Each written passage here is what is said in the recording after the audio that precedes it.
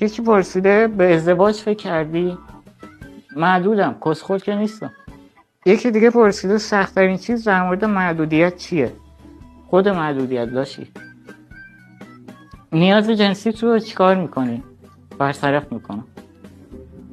چند تا کار شخصی تو خودت انجام میدی؟ ببین اگه بخوام دقیقشو بهت بگم هیچی.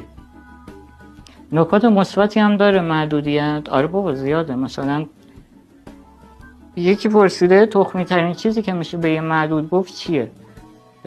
سالم باشی همیشه. چطوری میخوابی؟ داگی. راجع به افراد LGBT محدودین کسی جرئت نداره حرف بزنه. اونا دیگه منم نمیزنم. خدا 2 بار زده کافیه دیگه. میشه با یک حیوان محدود هم مصاحبه بگیری؟ هفته بعد اگه اوکی خودت بیا. به نظر گی بودن سخت داره یا محدود بودن؟ فمینیست بودن؟